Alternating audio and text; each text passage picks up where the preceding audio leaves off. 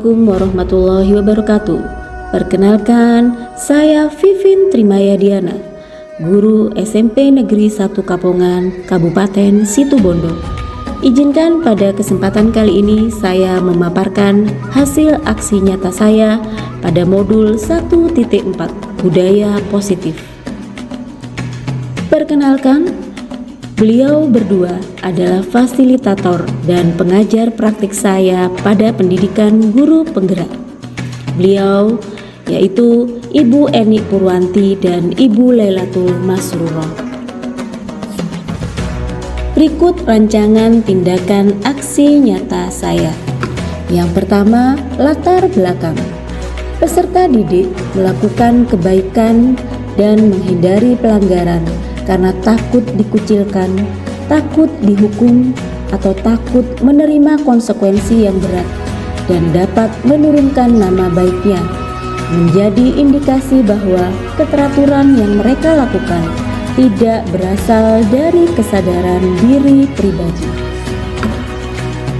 Selanjutnya, tujuan aksi nyata saya pada modul 1.4 Budaya Positif yaitu menumbuhkan budaya positif dengan kesepakatan kelas, mengembangkan nilai-nilai profil pelajar Pancasila pada diri peserta didik dalam kegiatan pembelajaran, dan mengintegrasikan dan membiasakan peserta didik untuk mengimplementasikan nilai-nilai profil pelajar Pancasila dalam kegiatan di sekolah. Tolak ukur aksi nyata saya yaitu yang pertama, peserta didik mampu membuat kesepakatan kelas untuk dilaksanakan dan ditaati. Yang kedua, peserta didik dapat mengaplikasikan nilai-nilai profil pelajar Pancasila secara sadar dan kontinu dalam proses belajar. Dan yang ketiga, peserta didik terlibat aktif dalam kegiatan di sekolah dengan sadar mengamalkan nilai-nilai profil pelajar Pancasila.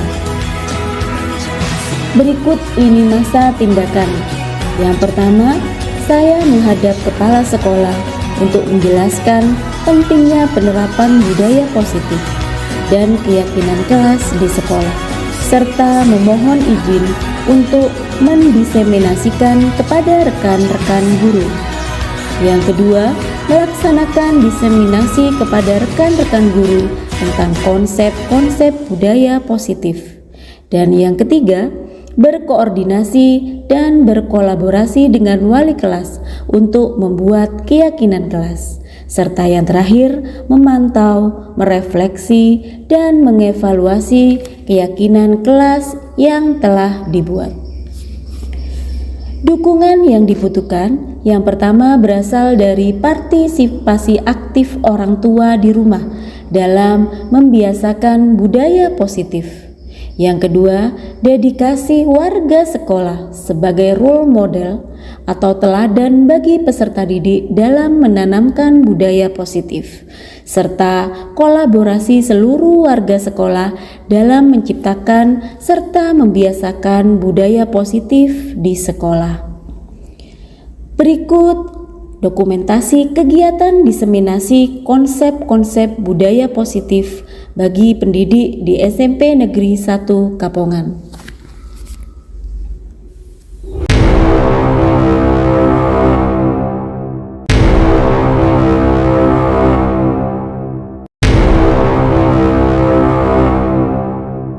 Assalamualaikum warahmatullahi wabarakatuh. Bismillahirrahmanirrahim. Alhamdulillahirabbil alamin. Assalatu wassalamu ala asyrofil anbiya'i wal mursalin wa ala alihi washabihi wasallim ajmain. Kepada yang terhormat Bapak Kepala SMP Negeri 1 Kapongan, Bapak Jumli, yang kami hormati Bapak Ibu Guru SMP Negeri 1 Kapongan dan juga staf TU. Syukur alhamdulillah, mari kita panjatkan kepada Allah yang pada siang hari ini kita masih diberi kesehatan dan juga kesempatan sehingga kita bisa hadir di sini dalam acara diseminasi konsep-konsep budaya positif bagi pendidikan di SMP Negeri 1 Kapongan yang akan dibawakan oleh Ibu Vivin Trimayadiana, calon guru penggerak Angkatan 7 Kabupaten Situbondo. Yang kedua, sholawat serta salam semoga tetap tercurahkan kepada Nabi Muhammad SAW. Semoga kita nanti pada hari akhir mendapat syafaatnya. Amin. Bapak Ibu peserta diseminasi, di sini akan saya bacakan susunan acara siang hari ini. Yang pertama yaitu pembukaan, yang kedua sambutan Kepala SMP Negeri 1 Kapongan, yang ketiga penyampaian diseminasi budaya positif oleh Ibu Vivin Trimayadiana, dan dilanjutkan dengan tanya jawab, dan terakhir penutup. Untuk acara yang pertama, mari kita buka acara pada siang hari ini dengan bacaan basmalah bersama-sama. Bismillahirrahmanirrahim. Untuk acara kedua yaitu sambutan Bapak Kepala SMP Negeri 1 Kapongan, pada Bapak Zuri dipersilakan.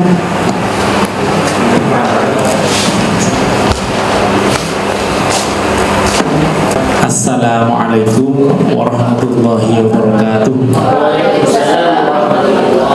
Alhamdulillahirabbil alamin wa bihi nasta'inu ala umuri dunya waddin. Wassalatu wassalamu ala asrofil mursalin sayyidina Muhammad wa ala alihi washabihi ajmain. Amma ba'du.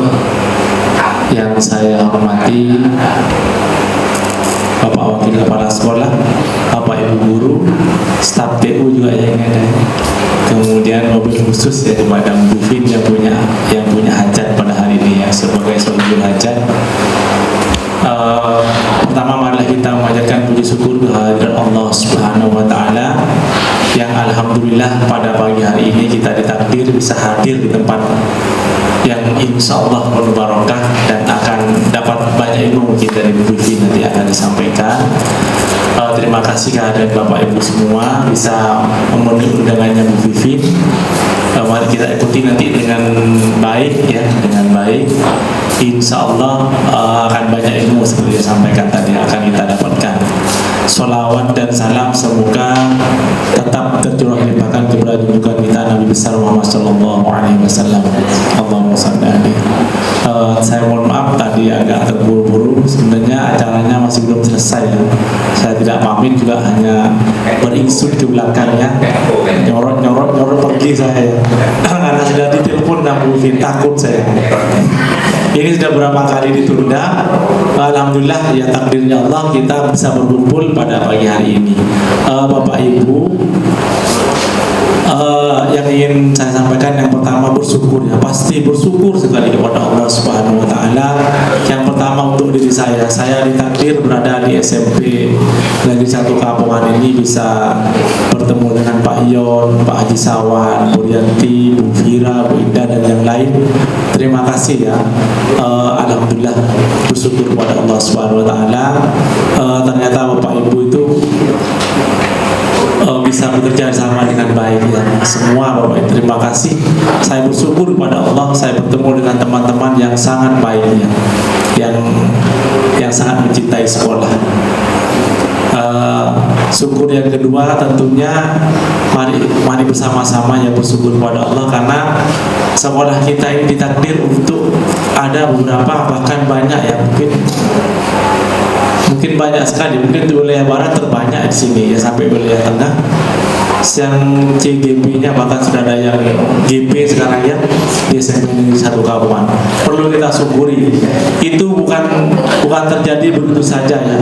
Pastilah Allah memilih sekolah kita ini untuk diberikan CGP yang banyak. Pasti ada tujuannya. Pasti tujuannya Allah itu baik. Dan bagi yang sudah dipilih Allah menjadi CGP bahkan sudah GP, yang mari yang buktikan bahwa Anda itu dipilih oleh Allah untuk menjadi ya yang lebih baik ya. Tunjukkan bahwa Anda itu bukan guru biasa seperti yang sebelum menjadi CGP. Anda sudah dites ya, lolos tes. Saya aja nggak lolos yang berhenti ikut kemarin itu karena terburu-buru. Saya minta tolong Pak Heru ngetik, jawabannya sudah selesai semua. Ternyata sama Pak Suri ini jawabannya masih banyak yang belum. Sudah saya jawab Pak 7 soal, Pak 7 itu masih ada lagi Pak, yang nomor 1 itu, nomor 2 atau 3 jadi banyak ya, sampai waktunya selesai dikirim jawabannya itu tidak bisa sudah ya. Ya mungkin saya ditakdir tidak ada jadi ya, atau mungkin karena saya tidak bisa menjawab ya. Jadi kepada Bapak Ibu yang sudah lolos, bahkan sudah jadi GP ini, mari ya sekali lagi menjadi harapan sekolah ya. Kita disorot juga dengan sekolah lain. Oh, Kabongan itu CGP-nya, GP-nya banyak ya. Kalau misalnya Sami Mawon ya dengan sekolah yang lain, apa artinya ya label CGP itu kan begitu ya.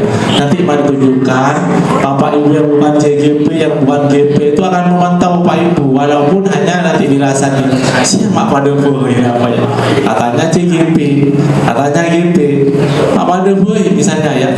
Harusnya kan status CGP dan sebagainya itu yang melekat pada Bapak Ibu itu mari kita hormati ya.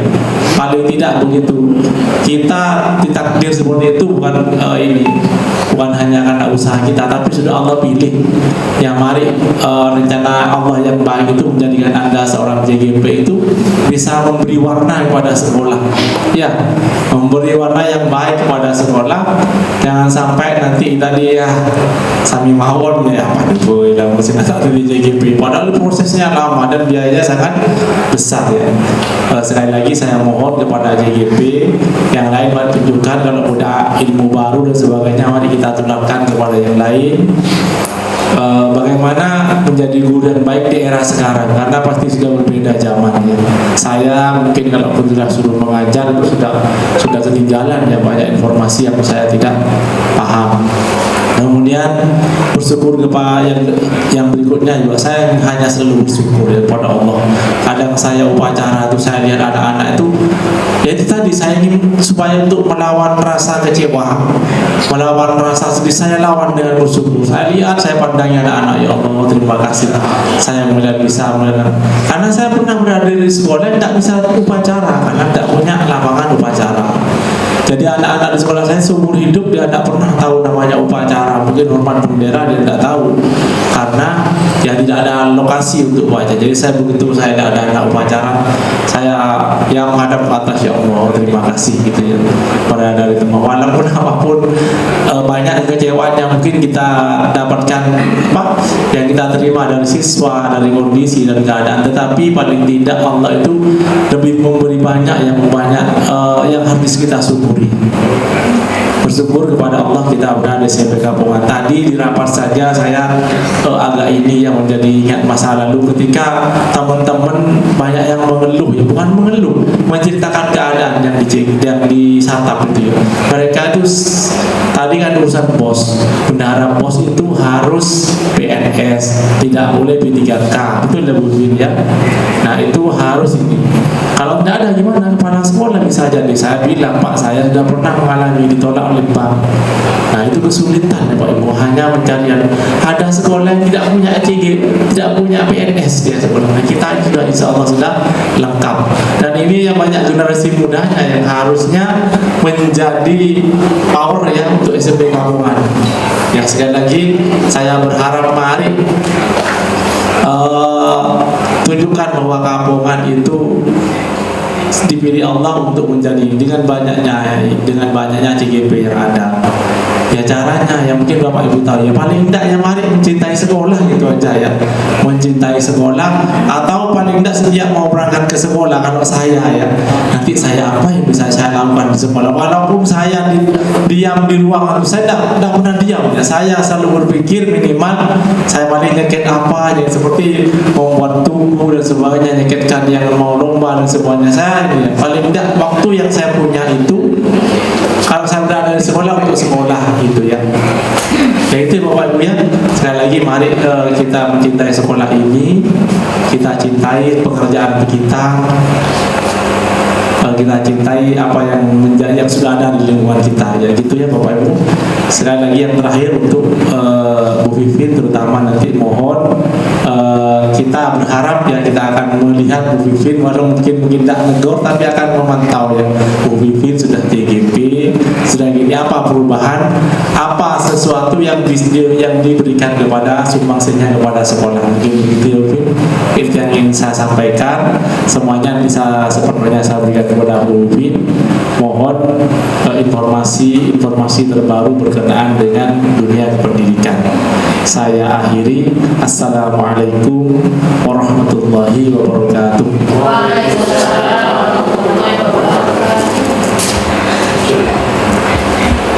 Terima kasih atas sambutan Bapak Kepala SMP Negeri 1 Kampungan. Acara selanjutnya yaitu penyampaian diseminasi budaya positif oleh Ibu Vivin Trimaya Diana selaku calon guru penggerak angkatan 7 Kabupaten Situbondo. Kepada beliau dipersilakan.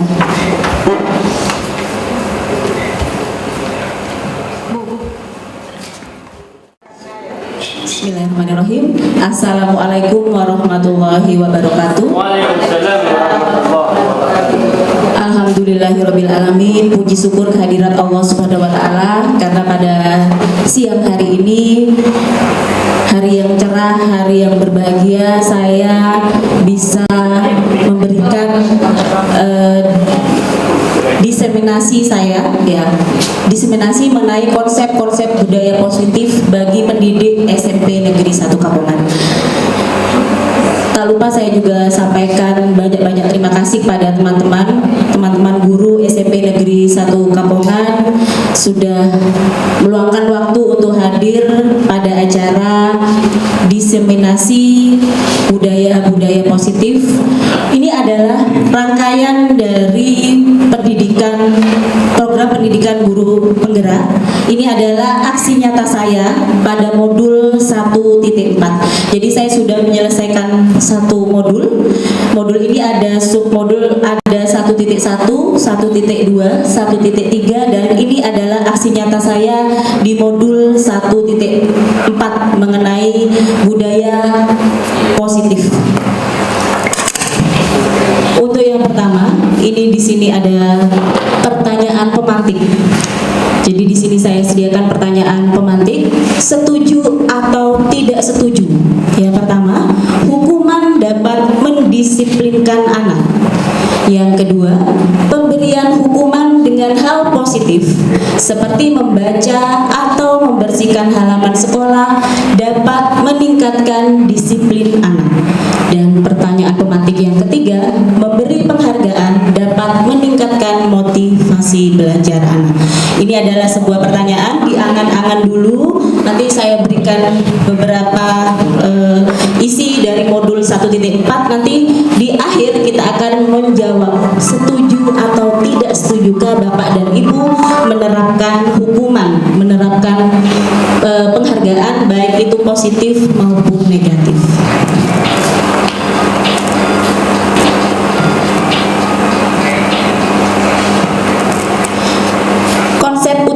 Dari modul 1.4 yaitu budaya positif, yang pertama kita akan belajar apa itu perubahan paradigma belajar. Yang kedua yaitu disiplin positif. Yang ketiga kebutuhan dasar manusia. Yang keempat motivasi perilaku manusia. Yang kelima posisi, kontrol, restitusi. Yang kelima, keyakinan kelas, dan yang terakhir adalah segitiga restitusi.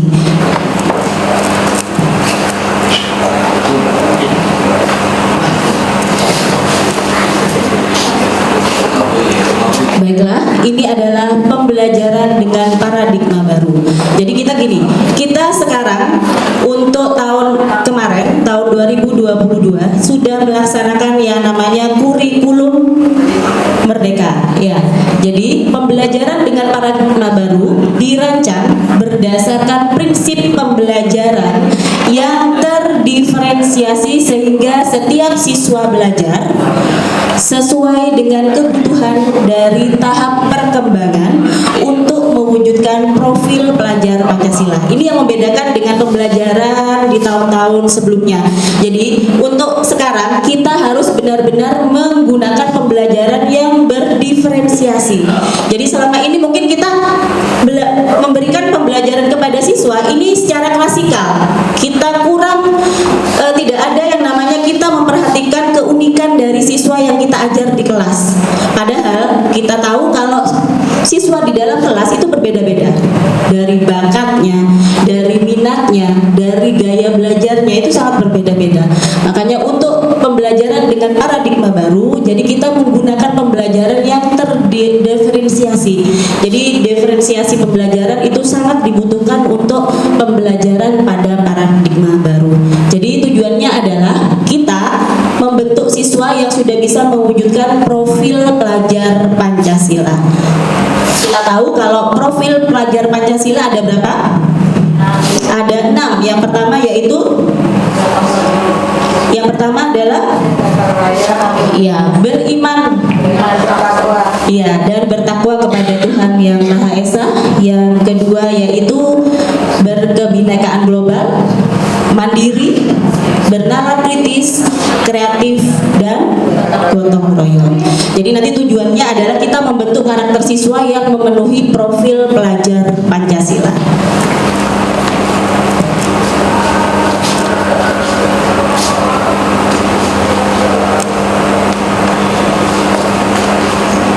Selanjutnya yaitu disiplin positif. Jadi kalau kita selama ini mendengar kata-kata disiplin, ini adalah disiplin positif.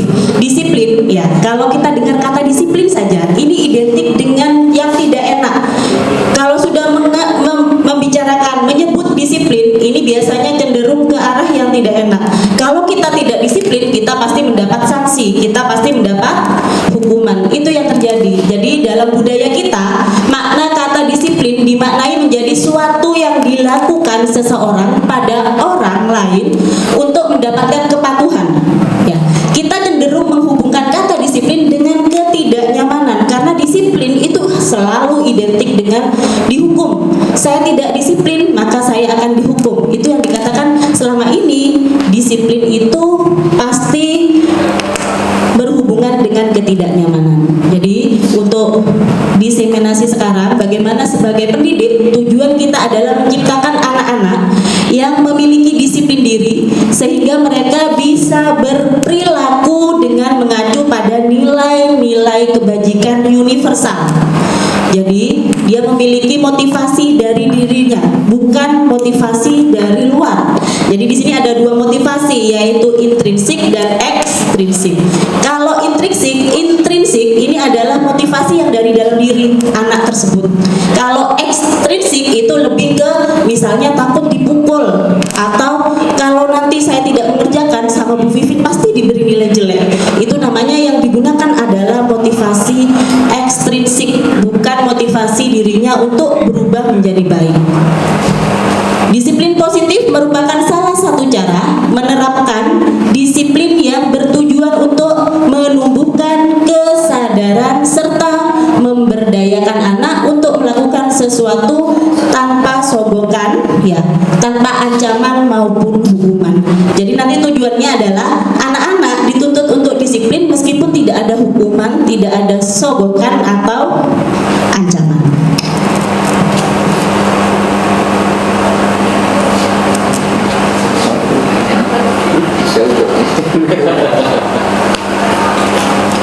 Selanjutnya yaitu kebutuhan dasar manusia. Kebutuhan dasar manusia ini yang pertama adalah bertahan hidup. Jadi kalau kita bertahan hidup biasanya kita harus makan. Nah, kalau yang berhubungan dengan hidup itu biasanya kita sandang, pangan, papan, itu namanya kebutuhan hidup kita. Terus yang kedua, kebutuhan kasih sayang dan rasa diterima. Kalau ini ya, kebutuhan kasih sayang dan rasa diterima, saya kok cenderung memberi contohnya misalnya murid kita yang kelas 7A ya, Alvin, kalau tidak salah Alvin ya. Kalau menurut saya motivasi yang dia lakukan itu adalah memenuhi kebutuhan dasar manusia dalam hal kasih sayang dan rasa diterima. Kayaknya dia caper ya, cari perhatian untuk disayang guru. Biasanya dia banyak menyapa Bu Vivi gitu, seperti itu, Bu Vira, seperti itu. Itu adalah untuk memenuhi kasih sayang dan rasa diterima. Jadi bagaimana nanti kita mengarahkan ke hal-hal yang positif seperti itu. Terus yang ketiga yaitu kebutuhan dasar penguasaan. Biasanya ada siswa ya di kelas itu ingin menguasai. Kayaknya mungkin kalau dalam pembelajaran atau dalam sebuah kelompok dia ingin dominan seperti itu. Jadi dia untuk memenuhi kebutuhan dasar manusia dalam hal penguasaan. Terus yang keempat yaitu kebebasan. Jadi anak melakukan kesalahan itu biasanya juga ingin bebas. Misalnya pada saat pembelajaran ini bosan dia, gurunya hanya ceramah saja, diberi soal saja, disuruh kerjakan. Padahal dalam dirinya dia ingin bebas, makanya dia melakukan hal-hal yang kadang melanggar disiplin kelas. Misalnya dia mengganggu temannya karena ingin rasa bebasnya ada, seperti itu. Terus yang terakhir yaitu kesenangan. Misalnya kalau kayak gini biasanya anak-anak identik pada saat kita pembelajaran dia main sendiri. Itu untuk memenuhi kebutuhan hidup dalam hal pemenuhan kesenangan.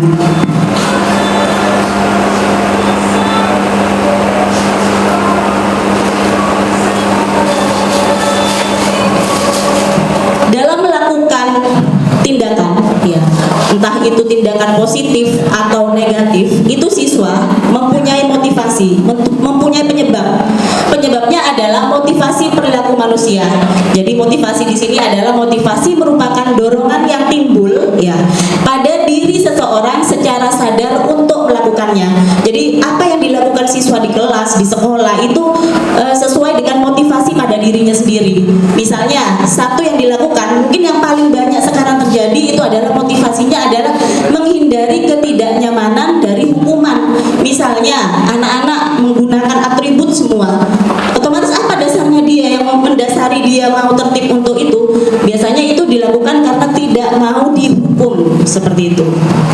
Jadi murid melakukan disiplin diri karena takut dihukum. Ini merupakan motivasi yang ekstrinsik, bukan intrinsik, bukan dari dirinya, tapi hanya karena takut dihukum saja. Terus yang motivasi kedua yaitu mendapatkan imbalan atau penghargaan dari orang lain.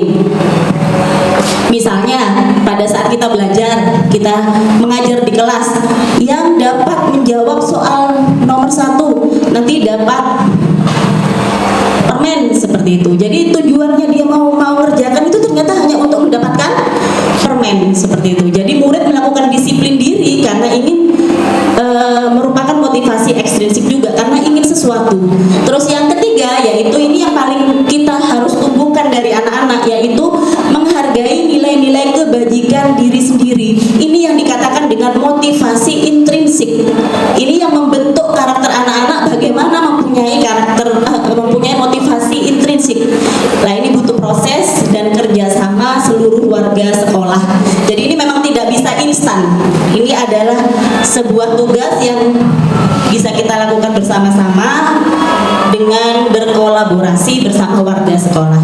Untuk selanjutnya yaitu ini, kita membedakan. Jadi selama ini mungkin pemahaman kita ya, ini adalah konsep disiplin dengan identitas gagal. Harusnya kita sudah tidak memberlakukan yang namanya hukuman dan penghargaan. Ini yang dikatakan konsep disiplin gagal. Kenapa kita tidak boleh menghukum? Yang pertama, menyakitkan. Hukuman itu biasanya menyakitkan karena yang pertama disampaikan dengan nada keras, pasti membentak kan kita menghukum. Atau mungkin dia pasti membekas. Sampai kapanpun akan bekasnya ini jangka panjang, pasti ingat. Mungkin pada saat dia pun lulus atau sudah berkeluarga, dia akan ingat pernah dihukum, seperti itu. Terus murid akan cenderung takut. Terus hukuman itu memaksa, harus seperti itu. Terus murid menyembunyikan kesalahan sehingga murid ini tidak jujur pada saat dihukum. Cenderung anak-anak ini tidak mau jujur. Karena kenapa? Karena takut dihukum, seperti itu. Jadi secara tidak langsung hukuman ini mendorong anak untuk berbohong. Terus selanjutnya murid menjadi rendah diri. Jadi rasa malunya muncul, apalagi mungkin kalau dihukum di depan kelas, seperti itu. Terus untuk yang identitas gagal yang kedua, penghargaan. Ternyata penghargaan ini juga termasuk dalam kategori identitas gagal. Kita pun sebagai guru tidak boleh memberikan penghargaan. Yang pertama karena apa? Ini tidak efektif. Ya, terus yang kedua, merusak hubungan atau sifat iri. Kenapa dikatakan tidak efektif? Menimbulkan iri. Misalnya, saya mengajar di dalam kelas. Setelah itu saya mengajukan satu pertanyaan. Ada siswa yang bisa jawab, saya Bu. Setelah bisa menjawab, saya berikan dia hadiah. Misalnya, karena kamu bisa menjawab, saya berikan permen. Seperti itu. Akhirnya anak tersebut si A, misalnya si Adi, ini dapat permen. Pada saat pertanyaan kedua, lagi-lagi dia yang bisa menjawab karena dia dapat permen lagi. Yang pertama, kenapa tidak dikatakan identitas gagal? Karena tujuannya Adi menjawab soal itu adalah untuk mendapatkan permen dari saya. Dan yang kedua, itu merusak hubungan. Biasanya yang lain itu akan iri. Kok ya dari tadi Adi semua Adi. Meskipun seperti itu karena Adi yang bisa seperti itu, tapi itu juga akan menimbulkan rasa iri kepada teman-teman yang lain. Yang ketiga, mematikan kreativitas. Jadi kalau sudah Adi bisa jawab satu, pokok saya dapat permen, tidak usah jawab nomor 2, sudah tidak ada permennya seperti itu. Jadi membunuh kreativitas. Jadi Adi tidak akan berusaha untuk lebih karena yang dia tuju sudah dapat. Saya sudah dapat permen dari Bu Vivin, jadi saya tidak perlu harus berpikir keras lagi. Itu yang dinamakan mematikan kreativitas. Terus menghukum dengan sistem ranking. Makanya untuk sekarang di IKM itu sudah tidak diberlakukan ranking. Itu tujuannya adalah biasanya kalau ranking 1 dia akan cenderung dipuji. Kalau ranking yang bawah, apalagi terakhir, yang pertama dia malu, yang kedua dia pasti disalah-salahkan, entah oleh orang tuanya atau sama temannya. Terus yang terakhir, merampas hak menghargai dirinya. Jadi untuk penghargaan dan hukuman ini sebaiknya tidak kita lakukan sebagai seorang pendidik. Untuk selanjutnya ini adalah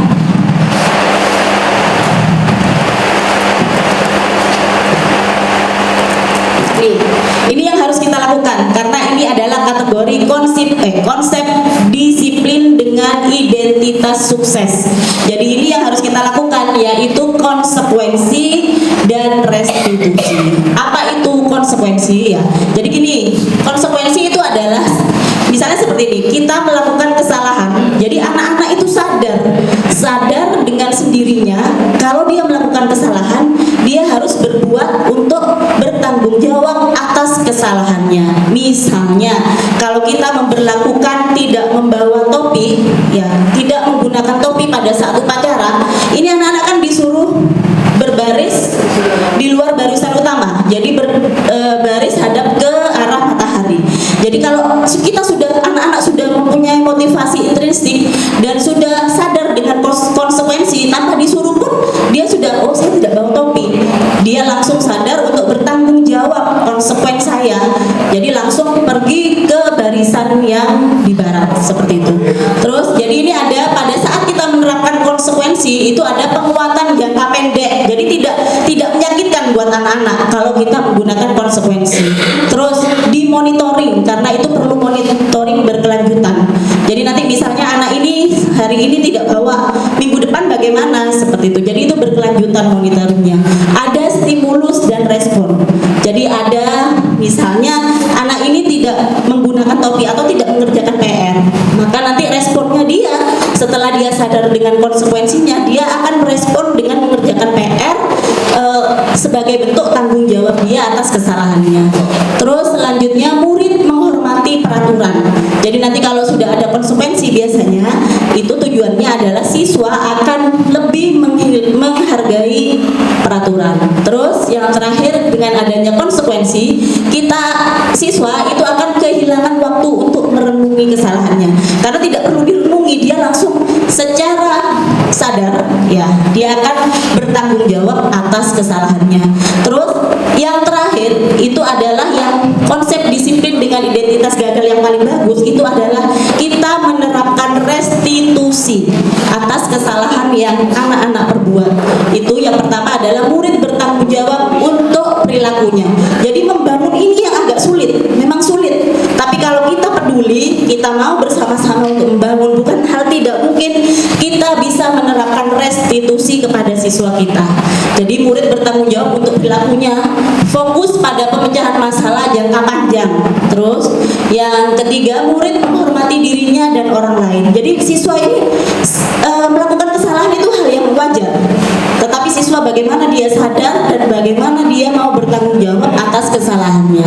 Terus selanjutnya itu teori kontrol. Jadi nanti yang memegang kontrol bukan gurunya, tetapi siswanya yang mengontrol dirinya sendiri.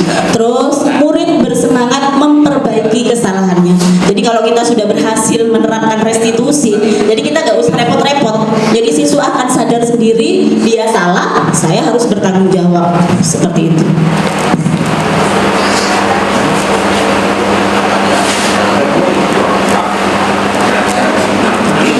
Selanjutnya yaitu konsep disiplin menggunakan pendekatan restitusi. Jadi ini sebuah cara menanamkan disiplin positif pada siswa. Jadi ini bisa diperhatikan teman-teman. Jadi nanti kita akan menerapkan ini. Jadi restitusi itu adalah proses menciptakan kondisi bagi murid untuk memperbaiki kesalahannya. Jadi kesalahannya itu diperbaiki dengan sistem restitusi sehingga mereka bisa kembali pada kelompok mereka dengan karakter yang lebih kuat. Jadi dia menyadari dia salah, dia bertanggung jawab. Terus ciri-ciri restitusi itu yang pertama adalah bukan menebus kesalahan, namun belajar dari kesalahan. Jadi dia tidak hanya menebus salahnya dia, tapi dia belajar. Oh iya, ternyata apa yang saya lakukan itu salah. Banyak dampak yang diperoleh dari kesalahan yang saya lakukan. Jadi dia tidak hanya menebus hanya untuk tidak dihukum. Terus selanjutnya memperbaiki hubungan. Jadi hubungan kalau sudah anak melanggar disiplin ini biasanya kaitannya dengan apa yang dia lakukan akan menimbulkan hubungan yang tidak baik antara guru dengan siswa atau siswa dengan siswa yang lain. Terus tawaran bukan paksaan.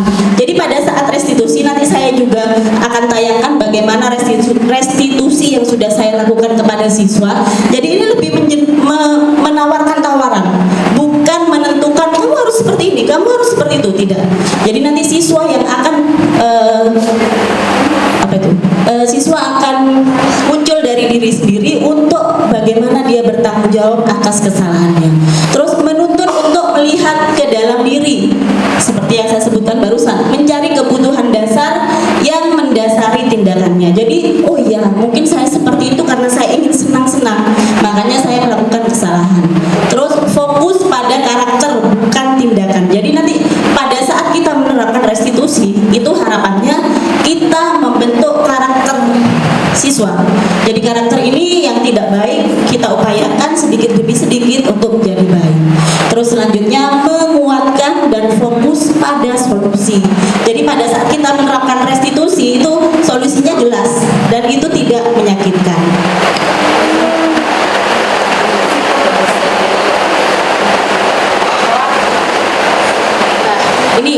Ini adalah perbedaan hukuman, konsekuensi dan restitusi. Yang pertama, kalau hukuman, ya ini contoh kasusnya. Contoh kasus siswa sering tidak mengerjakan PR. Kita di kelas sering banyak siswa yang tidak mengerjakan PR.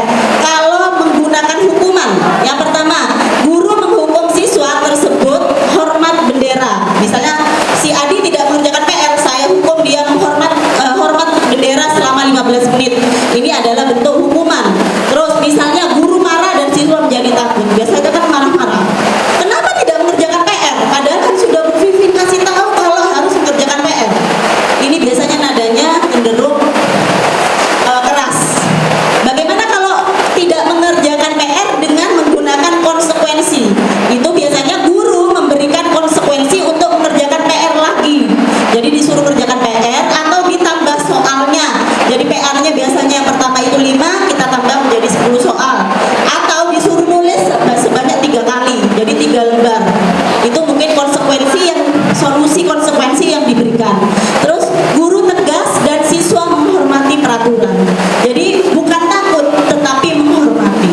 Selanjutnya kalau menggunakan restitusi dengan kesalahan siswa yang tidak mengerjakan PR, itu yang pertama, guru menanyakan keyakinan kelas. Jadi siswanya dipanggil, ini ditanyakan, kira-kira kamu tidak mengerjakan PR ini melanggar keyakinan kelas yang mana? Seperti itu. Jadi siswa itu dimotivasi dari dalam dirinya untuk memperbaiki. Oh iya, saya salah, saya tidak disiplin, saya sudah tidak mengerjakan PR. Seperti itu. Terus guru terbuka dan siswa menghormati dirinya dan orang lain. Biasanya kalau sudah kita menerapkan segitiga restitusi atau restitusi, kita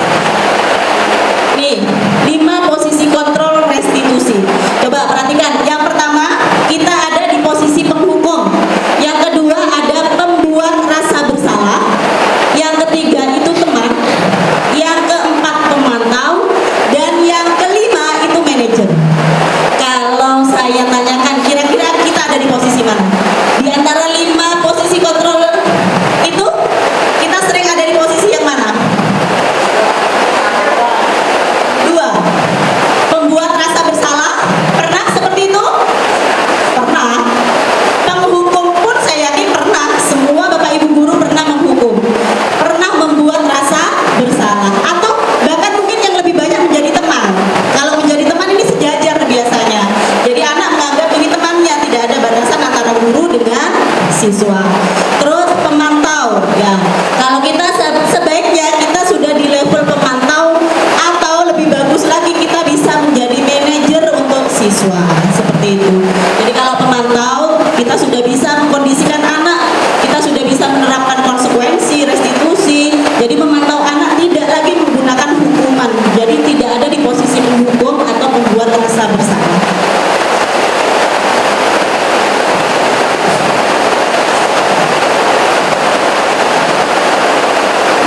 Ini contoh penerapan 5 posisi kontrol. Jadi ada penghukum, ada pembuat rasa bersalah, ada teman, ada pemantau, dan ada manajer. Ini kasusnya jika anak tidak menggunakan topi pada saat upacara. Kalau dalam posisi penghukum, jadi kita cenderung marah sama anak ini, patuhi aturan sekolah, lalu berdiri di depan lapangan, misalnya seperti itu namanya penghukum. Pada saat kita dalam posisi membuat rasa bersalah, ini biasanya kita cenderung anak-anak biar merasa bersalah kepada guru. Jadi berapa kali bu guru harus memberitahu, bu guru kecewa sama kamu. Rasa kecewa yang ditampakkan berarti kan merasa bersalah, dia membuat kecewa gurunya. Terus teman, kalau biasanya bahasanya teman ini lebih halus. Ayolah yang tertib, buat bu guru bangga. Kali ini apa yang kamu lakukan salah? Hari ini Bu Vivin maafkan, tapi untuk berikutnya jangan diulangi lagi. Biasanya seperti itu, lebih halus. Kalau dalam pemantau, ini biasanya kita sudah menggunakan konsekuensi. Jadi kamu sudah melanggar. Apa peraturan dari konsekuensinya? Apa konsekuensinya? Ini biasanya kalau dalam posisi pemantau, ini sudah menuntut anak untuk sudah secara sadar menyadari kesalahannya dan bertanggung jawab atas kesalahannya. Kalau dalam posisi manajer, apakah kamu tahu kesalahanmu? Jadi sudah menerapkan restitusi juga. Kira-kira bagaimana kamu akan memperbaiki kesalahan itu? Jadi anak-anak sudah secara sadar menyadari dan bertanggung jawab atas kesalahannya. Nih, ini adalah keyakinan kelas. Ini PR kita bersama-sama, wali kelas dan teman-teman guru. Saya harap nanti setelah diseminasi ini kita bisa menerapkan keyakinan kelas di kelas kita masing-masing ya.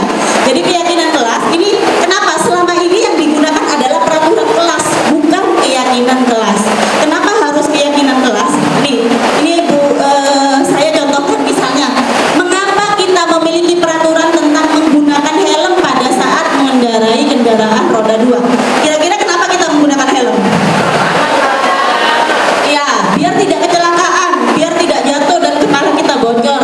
Terus, mengapa kita memiliki peraturan tentang menggunakan masker dan mencuci tangan?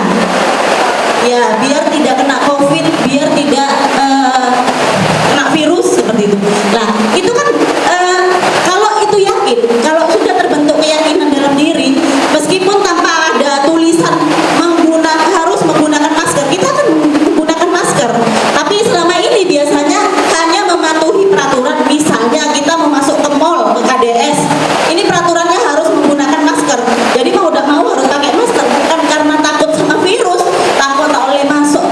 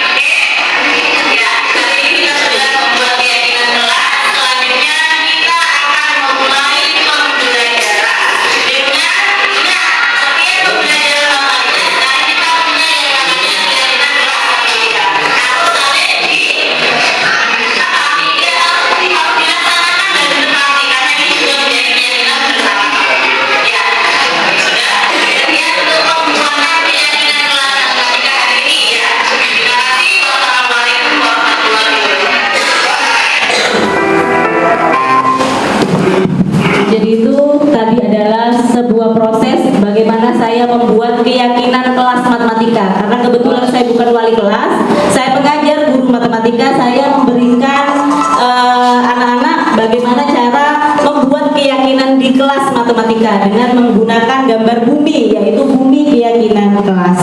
Jadi nanti harapannya teman-teman juga bisa mempraktekkan apa keyakinan kelas di kelas masing-masing. Jadi pada saat bagaimana pembentukan keyakinan kelas itu lebih abstrak kata-katanya. Kalau yang tadi ini sama seperti berupa pernyataan yang universal. Kalau tadi ingin tidak ada yang buang sampah, ingin ada yang tidak terlambat, itu termasuk dalam kita simpulkan ke satu yang universal, yaitu disiplin. Jadi anak-anak harus pada saat keyakinan kelas mempunyai disiplin diri seperti itu. Terus dibuat dalam bentuk hal-hal yang positif. Jadi kata-katanya positif, misalnya disiplin diri, bertanggung jawab, saling menghormati, saling menghargai. Terus semua warga kelas atau sekolah dilibatkan saat membuat. Jadi proses pembuatan keyakinan kelas itu adalah sesuai usulan atau kemauan anak-anak dan itu disepakati bersama. Jadi semua warga kelas itu atau warga sekolah itu terlibat dalam pembuatan keyakinan kelas atau keyakinan sekolah sesuai dengan kondisi kelas sekolah agar mudah diterapkan. Jadi kalau dalam pembentukan keyakinan kelas kita giring bagaimana anak-anak keyakinan itu yang dibutuhkan pada saat kelas tersebut atau pada saat pembelajaran itu berlangsung. Terus sedikit saja agar mudah diingat. Gak perlu harus banyak-banyak, tetapi secara universal sudah tercover ke dalam keyakinan tersebut.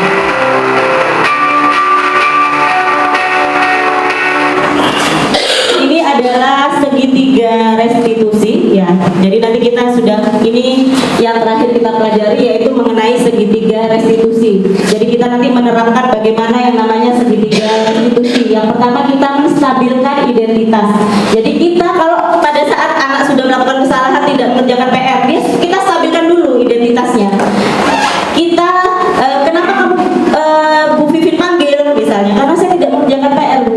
Jadi kita stabilkan. Kita semua akan melakukan hal tersebut. Misalnya kan semua orang pasti ada yang namanya lupa, ada namanya malas. Itu kan kita stabilkan dulu identitas siswa tersebut. Selanjutnya setelah itu kita validasi tindakan yang salah. Jadi kita tanyakan kenapa kamu tidak mengerjakan PR? Alasan apa yang mendasari anak tersebut tidak mengerjakan PR? Nah, seperti itu. Terus yang terakhir kita menanyakan keyakinan. Kita tanyakan kepada siswa, kira-kira kalau kamu tidak mengerjakan PR, keyakinan kelas yang mana yang kamu langgar? Jadi anak-anak itu akan sadar. Jadi dengan sadar dia, oh saya tidak disiplin, maka dia tahu bagaimana cara untuk. Nah, ini adalah penerapan segitiga restitusi. Mohon maaf saya tampilkan lagi ya. Ini adalah video saya. Saya tampilkan. Ini penerapan segitiga restitusi yang sudah saya lakukan. Waalaikumsalam, silakan duduk Nuraini. Ya Bu, terima kasih. Nuraini dipanggil Bu Vivin ke sini, kira-kira sudah tahu belum kenapa dipanggil Bu Vivin hari ini? Sudah tahu Bu. Kira-kira kenapa kok dipanggil Bu Vivin? Karena tadi saya datang terlambat ke sekolah Bu. Pas tadi itu ketepatan sama jam pelajarannya di situ. Oh gitu, baik. Namanya terlambat, setiap orang pasti terlambat. Bu Vivin juga pernah terlambat, bahkan teman-temannya itu banyak juga yang terlambat. Manusia itu tidak luput dari salah, ya. Seperti yang Nur Aini lakukan hari ini, telat datang, terus kebetulan jam pertama adalah jamnya Bu Vivin, ya. Yang penting bagaimana kita sadar akan kesalahan dan bagaimana kita mau memperbaiki kesalahannya kita, ya. Terus menurut Bu Vivin, Nur Aini terlambat pasti ada alasannya. Kira-kira alasannya apa? Nur Aini hari ini terlambat. Tadi ban saya kempes Bu. Jadi saya tuh kayak nyari bengkel gitu Bu, putar-putar. Gak dekat semua tuh, jadi terlambat. Oh gitu. Nur Aini kira-kira tadi bangun jam berapa? Seperti biasa Bu, bangun jam 4. Oke, bangunnya sudah bagus, bangunnya sudah pagi, tapi karena bannya kempes sehingga Nur Aini terlambat datang ke sekolah. Iya Bu. Menurut Nur Aini, keyakinan kelas apa yang sudah Nur Aini langgar hari ini? Jadi seperti Bu. Kedisiplinan. Terus menurut Nur Aini keyakinan kelas untuk disiplin waktu ini penting tidak buat penting banget.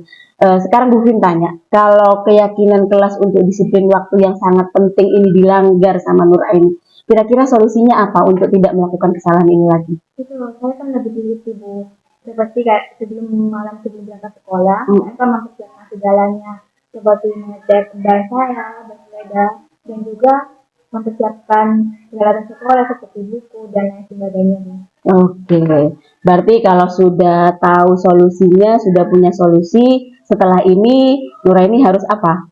Tidak melanggar. Iya, betul. Sudah tidak lagi melanggar disiplin, sehingga tidak ada lagi keterlambatan lagi ya, lebih teliti lagi. Oke, bagus solusinya. Terus, berarti sekarang Nuraini sudah berjanji untuk tidak mengulangi lagi. Iya, betul. Berjanjilah pada Nuraini, pada diri Nuraini, pada Bu Vivin juga, sehingga tidak melanggar lagi keyakinan kelas. Oke, terima kasih Nuraini. Silakan kembali lagi untuk mengikuti pelajaran selanjutnya. Tinggal potong musik. Itu untuk kasus yang pertama yang saya tangani. Ini untuk kasus yang kedua. Ada 2 kasus yang saya tangani.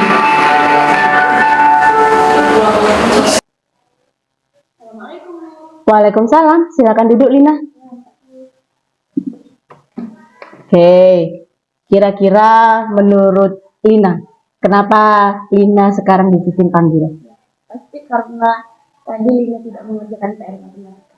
Tapi Bu, tidak hanya Lina saja yang tidak mengerjakan PR. Teman-teman Lina juga banyak yang tidak mengerjakan PR di sekolah. Bahkan belum mengerjakan tadi pagi.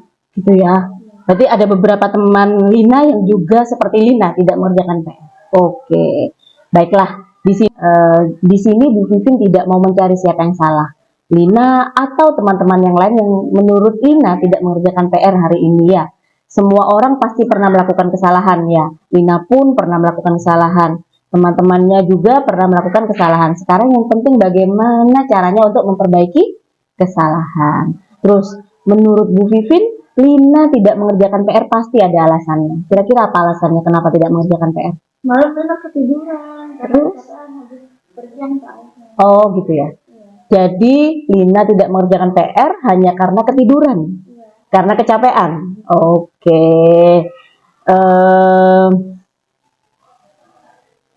Terus gini, kalau sudah tidak mengerjakan PR, berarti Lina sudah melanggar. Ya, Lina melakukan kesalahan.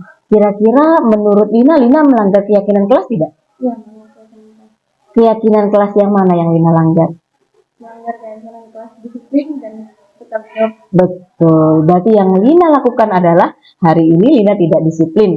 Hari ini Lina juga melanggar keyakinan kelas tidak bertanggung jawab dengan tidak mengerjakan PR matematika. Oke. Menurut Lina itu penting nggak? Disiplin, bertanggung jawab Sangat penting. sangat penting. Kira-kira kalau menurut Lina, disiplin dan tanggung jawab itu penting tidak? Sangat penting. Sangat penting. Kalau menurut Lina itu disiplin dan tanggung jawab sangat penting, kira-kira Lina akan seperti apa? Saya akan lebih bertanggung jawab dan lebih disiplin lagi. Oke. Kira-kira diwujudkan dengan apa disiplin dan tanggung jawabnya? Dengan cara mengerjakan PR yang lebih cepat Iya, dan tidak mengulanginya. tidak mengulangi lagi. Oke, berarti setelah ini Lina berjanji ya tidak akan mengulangi lagi ya. Oke, jadi berjanji pada diri sendiri ya, berjanji sama Bu Vivin, sama diri Lina sendiri ya, untuk tidak mengulangi pelanggaran keyakinan kelas lagi. Oke, terima kasih. Yang penting Lina sudah tahu apa kesalahan dan berjanji untuk tidak mengulangi lagi. Setelah ini silakan kembali lagi ke kelas, ikuti pelajaran selanjutnya. Terima kasih Lina.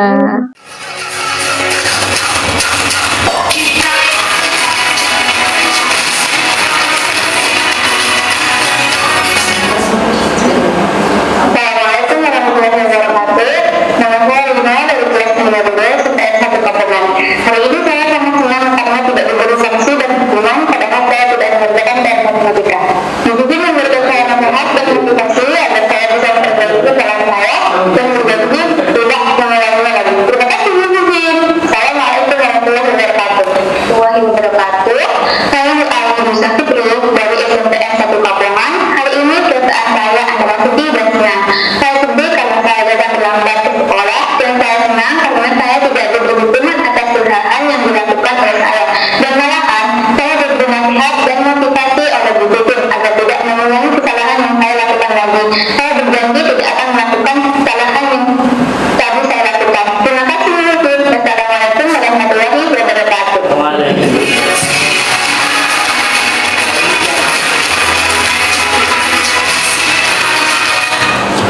Ya, itu adalah penerapan segi restitusi yang sudah saya lakukan. Jadi penanganan kasus yang dilakukan guru dengan menggunakan pendekatan segitiga restitusi, diharapkan guru dapat memposisikan dirinya sebagai manajer.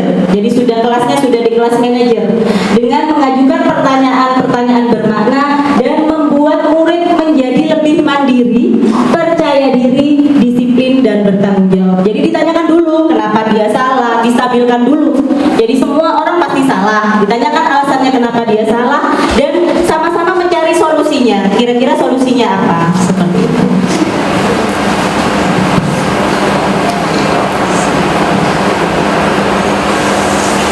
Ya, kita sudah sampai di penghujung acara. Jadi saya harap tadi ada sudah beberapa materi yang sudah saya berikan, kita bisa bersama-sama untuk menerapkannya di kelas dan di sekolah demi SMP Negeri 1 Kapongan tercinta. Jadi kita bisa memberi sedikit demi sedikit, pelan-pelan kita terapkan budaya positif di sekolah.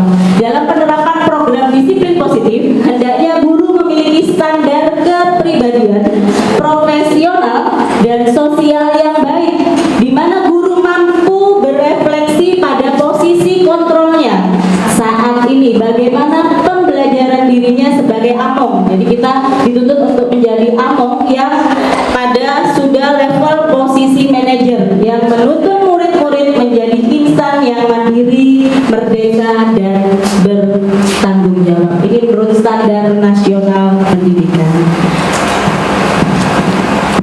Jadi setelah ini saya mohon kita bersama-sama berkolaborasi bagaimana kita menerapkan budaya positif di SMP Negeri 1 Kapongan. Terima kasih. Salam guru penggerak, bergerak, tergerak dan menggerakkan. Sekian dari saya. Wassalamualaikum warahmatullahi wabarakatuh. Ya, penyampaian diseminasi dari Bu Pipin tentang budaya positif. Mungkin ada Bapak Ibu yang ingin bertanya tentang budaya positif tadi. Monggo. Oke, pada Bapak Aliono. Pakai mic maju ya Pak, tidak sampai.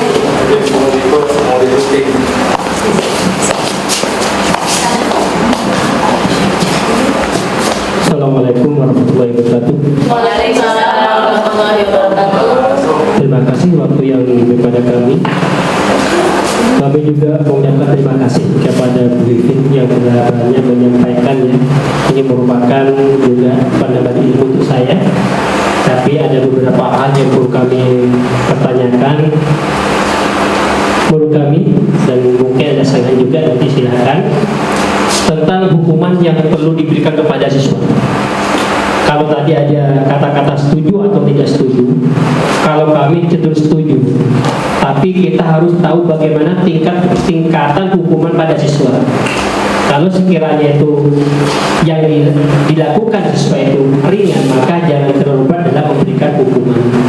Pada intinya, kami sangat setuju apabila ada hukum pada siswa, dengan catatan memberikan hukuman sesuai dengan apa yang dia lakukan.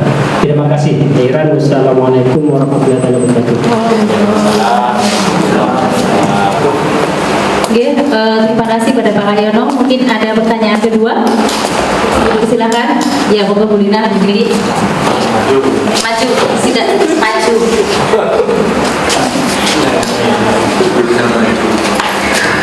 Terima kasih. Assalamualaikum warahmatullahi wabarakatuh. Perkenalkan, nama saya Lina Syawalianti SD, guru di SMP Negeri 1 Kapongan. Ada satu hal yang ingin saya tanyakan kepada Bu Pipin. Tadi di dalam materi itu sudah dijelaskan tentang identitas gagal, yaitu yang pertama ada hukuman dan penghargaan. Kalau hukuman ya masih bisa kita terima. Kalau untuk yang penghargaan, nah kalau kita memberikan penghargaan kepada anak kita, misalnya tadi sudah dijelaskan juga berupa permen atau dengan hadiah-hadiah yang lain, itu kan justru malah bisa meningkatkan motivasi siswa. Nah, bagaimana kalau dengan adanya seperti itu? Terima kasih. Mungkin itu saja. Assalamualaikum warahmatullahi wabarakatuh. Terima kasih pada Bu Lina. Mungkin ada penanya lagi yang ketiga, dipersilahkan. Untuk training yang pertama dibatasi 3 penanya dulu. Monggo.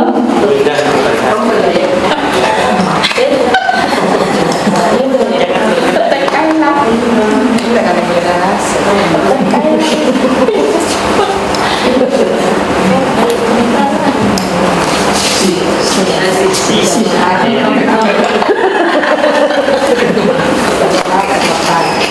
kasih. Assalamualaikum warahmatullahi wabarakatuh.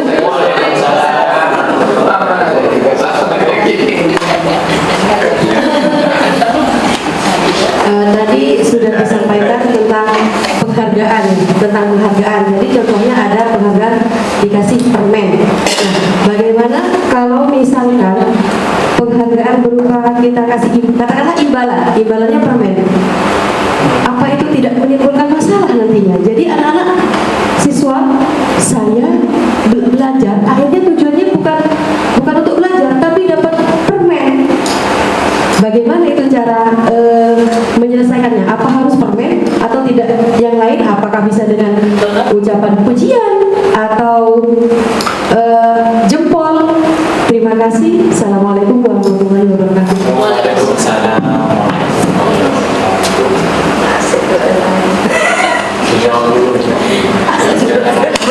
Tiga pertanyaan. Ya, terima kasih pada Bu Indah sebagai penanya ketiga.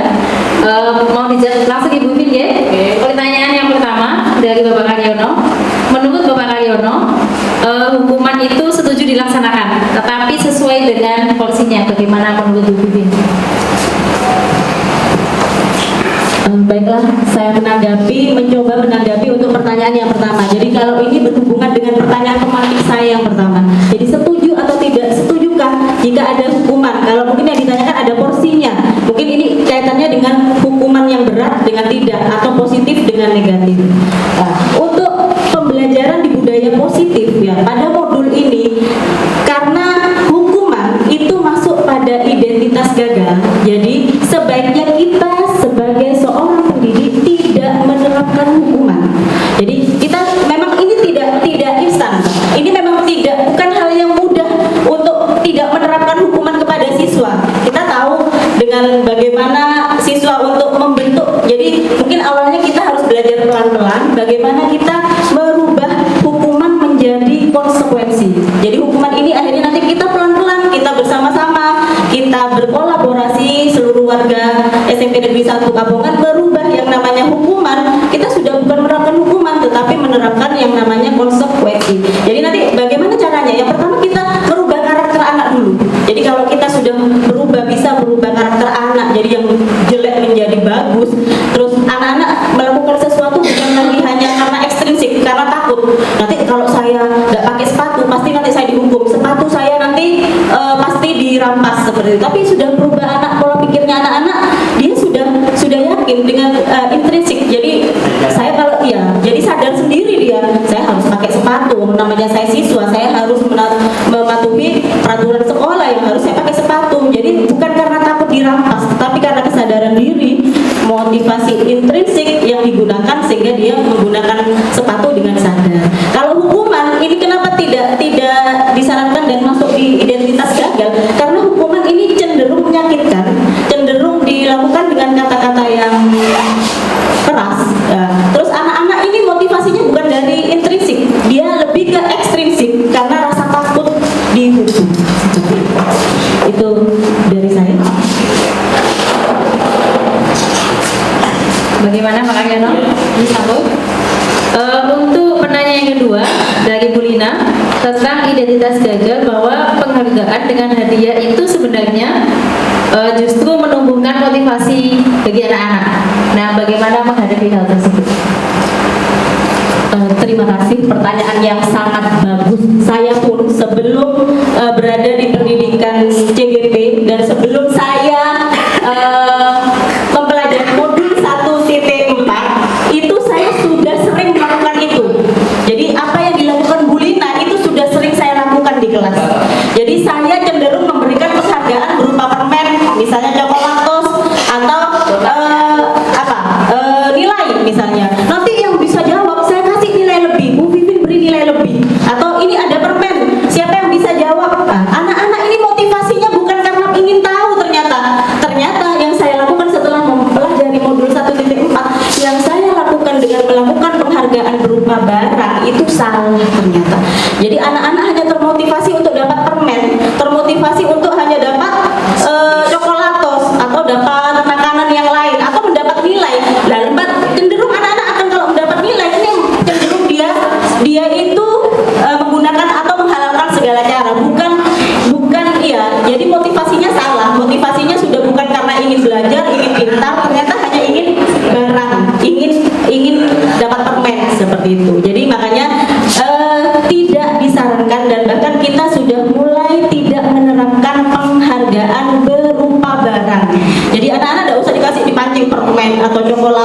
bisa jawab. Jadi bagaimana tugas kita bersama-sama menumbuhkan motivasi intrinsik anak jadi belajar untuk dirinya sendiri, bukan hanya karena untuk mau mendapatkan permen atau coklat. Seperti itu. Bagaimana Bu Lina? Iya ya. Baik, untuk penanya ketiga dari Bu Indah, tadi kalau penghargaan dengan hadiah barang itu merupakan identitas yang gagal. Kemudian bagaimana penghargaan yang diperbolehkan kepada siswa seperti itu? Terima kasih atas pertanyaannya Bu Indah. Ini juga sering kita alami, saya juga mengalami. Nah, kalau tadi sudah dikatakan setelah mempelajari budaya positif ini, jadi kita tidak boleh menggunakan lagi namanya penghargaan memberikan permen. Kalau Bu Indah tadi menanyakan bagaimana, itu kan sangat memotivasi siswa. Tetapi tadi sudah benar, mungkin apa ya, pemahaman ini sudah kita sepemahaman. Kalau kita menggunakan barang, misalnya permen atau kue, ini cenderung motivasi anak-anak diarahkan untuk hanya mendapatkan kue, bukan mendapatkan pembelajaran atau dia bisa. Lah, tadi pertanyaan Bu Indah, bagaimana kalau penghargaannya itu secara verbal? Jadi misalnya, oh bagus, apa yang kamu kerjakan benar misalnya, atau oh ini pintar, jempol, diberi jempol. Ini yang harus dilakukan. Ini namanya apresiasi. Jadi kita mengapresiasi apa yang dilakukan siswa. Jadi pada saat sekarang ya, dengan pendidikan dengan paradigma baru yang kita kenal juga sekarang sudah melaksanakan kurikulum merdeka. Jadi kita tidak menghargai hasil, tetapi menghargai proses siswa untuk bisa. Jadi tidak perlu harus benar prosesnya anak-anak, dia sudah mengerjakan misalnya dapat harusnya jawabannya ini, kalau di matematika ini karena ilmu pasti ya, misalnya jawabannya harus 20, tetapi anak-anak ini salah menghitung mungkin di akhirnya. Jadi mungkin 4 kali 5 ini salah dia, mungkin ditulisnya 25, tapi prosesnya ini benar. Nah, ini yang dikatakan kita menghargai prosesnya. Caranya memberi penghargaan yaitu dengan verbal. Oh, bagus, sangat apa yang kamu lakukan mendapatkan jempol. Bu Vivi sangat mengapresiasi apa yang kamu lakukan, apa yang kamu kerjakan sudah benar, tetapi hasil akhirnya kurang tepat. Itu seperti itu. Itu sudah sebuah penghargaan, dapat dikatakan itu sudah identitas sukses. Jadi bukan jangan memberikan barang, tetapi secara verbal saja, memberikan pujian. Justru anak-anak akan lebih termotivasi seperti itu.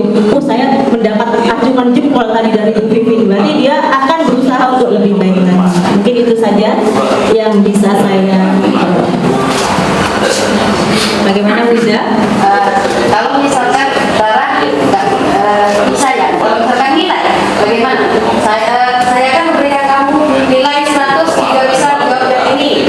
Nah, nanti orientasinya apakah anak-anak ini akan belajar atau lebih mengejar nilai? Pertanyaan yang sangat bagus juga. Jadi kalau tadi sudah jelas barang itu tidak bagus ya, karena motivasinya ini jelek. Terus yang kedua itu yang bagus itu justru apresiasi berupa verbal. Nah, ini kalau nilai bagaimana? Ya, kira-kira kalau diberikan pancingan, kalau bisa menjawab, kamu akan mendapatkan nilai lebih dari temannya. Kalau menurut saya ya, kalau menurut saya ini adalah sebuah apresiasi. Kalau menurut saya bukan yang dikatakan tadi adalah identitas gagal. Kalau nilai ini kan anak-anak cenderung mau berusaha. Dia akan berusaha lebih dari temannya. Motivasinya sudah beda, bukan lagi mengharapkan barang, permen atau coklatos, tetapi dia berusaha untuk bisa memperbaiki nilainya dia seperti itu. Bahkan nanti hal positifnya anak tersebut pada saat penilaian yang kita lakukan, misalnya di ulangan harian atau di penilaian PTS atau PAS, dia akan cenderung lebih menguasai. Jadi dia tantang. Kemarin saja saya sudah bisa menjawab jawabannya Bu Indah. Nanti di PTS, di ulangan harian saya harus bisa lebih bagus lagi dari yang kemarin. Itu jawaban dari saya. Bagaimana Bu Indah? Ya. Baik, mungkin ada yang mau bertanya lagi di segmen yang kedua? Sudah? Tidak ada? Ada yang ingin disampaikan, Bu Vivi? Sedikit saja. Jadi terima kasih kembali saya sampaikan. Terima kasih buat teman-teman. Setelah diseminasi ini, saya mohon kita bersama-sama menerapkan ini. Memang bukan hal yang mudah. Kembali lagi saya tegaskan, bukan hal yang mudah merubah hukuman menjadi konsekuensi. Apalagi kita bisa menerapkan bukan lagi penghargaan, tetapi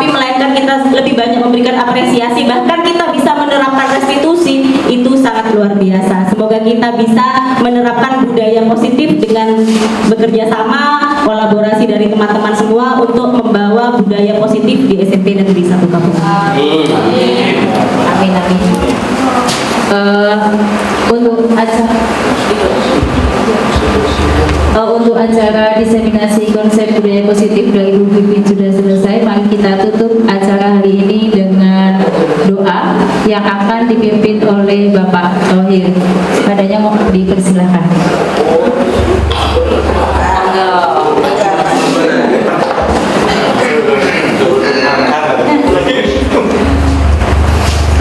Motivasi instruksi.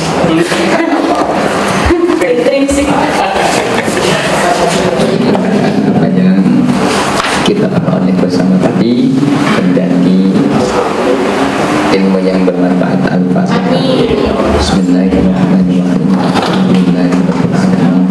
Ar-Rahmanirrahim. Maliki yaumiddin. Iyyaka na'budu wa iyyaka nasta'in.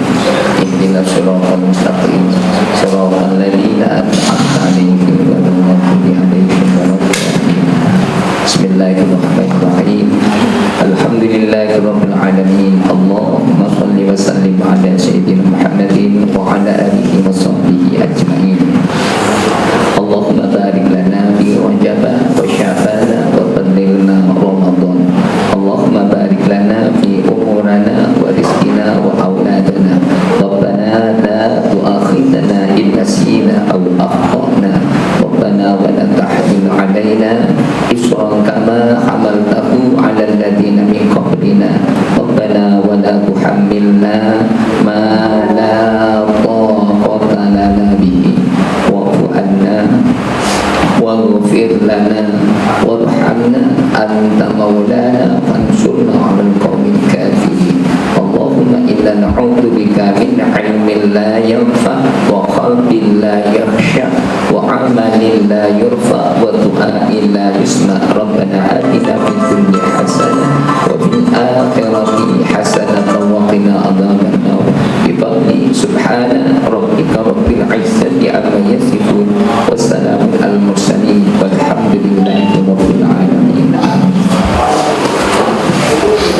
Terima kasih kepada Pak Thohir. Untuk acara hari ini cukup sekian dari saya. Apabila ada salah kata mohon maaf. Assalamualaikum warahmatullahi wabarakatuh.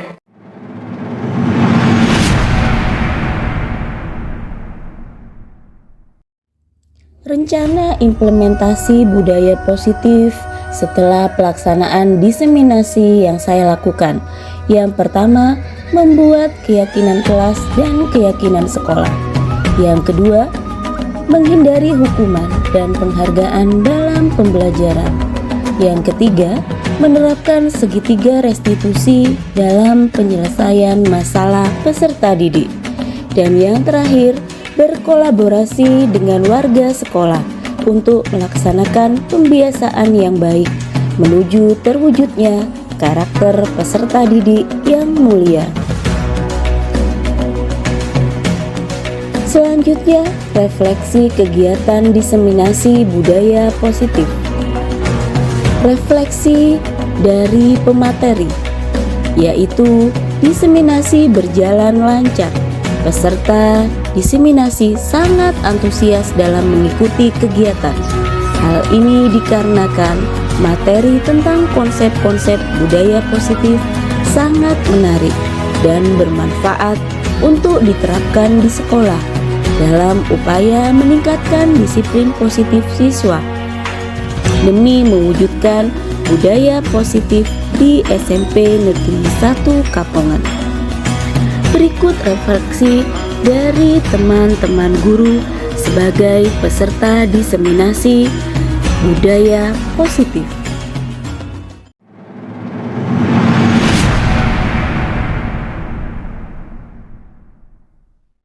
Assalamualaikum warahmatullahi taala wabarakatuh. Kami atas nama Wakil Kepala Sekolah SMP 1 Kapongan mengucapkan terima kasih kepada Ibu Vivin selaku narasumber dalam pelaksanaan diseminasi budaya positif yang dilaksanakan kemarin. Oleh karena itu, apa yang disampaikan beliaunya bisa kita tindak lanjuti, terutama materi-materi yang sangat mengena pada diri kami yaitu tentang hukuman. Ternyata hukuman tidak boleh kita terapkan pada siswa. Bagaimana bentuk hukuman itu tetap salah. Oleh karena itu yang disampaikan beliaunya, maka kita harus melaksanakan tentang konsekuensi kepada siswa. Oleh karena itu, mari Bapak Ibu guru yang lain yang sudah mengikuti acara ini yang diselenggarakan tadi ditindaklanjuti kepada siswa-siswa kita semua. Akhiran, wassalamualaikum warahmatullahi wabarakatuh. Assalamualaikum warahmatullahi wabarakatuh. Saya Rianti Soliha, guru dari SMP Negeri 1 Kapongan, di mana juga tempat tugasnya Bu Pipin sebagai calon guru penggerak angkatan ke-7. Alhamdulillah, kemarin Bu Pipin sudah mendiseminasikan tentang budaya positif di sekolah ini. Hal tersebut sangat bermanfaat dalam meningkatkan budaya positif, terutama disiplin positif bagi siswa. Dari paparan Bu Pipin, saya juga belajar bagaimana cara menangani siswa yang melakukan pelanggaran-pelanggaran terhadap norma di sekolah ini menggunakan segitiga restitusi. Harapannya, hal tersebut dapat meningkatkan disiplin positif bagi siswa dengan motivasi dari dalam dirinya sendiri. Terima kasih. Wassalamualaikum warahmatullahi wabarakatuh. Demikian pemaparan aksi nyata modul 1.4 budaya positif. Terima kasih. Salam guru penggerak, bergerak, tergerak, dan menggerakkan.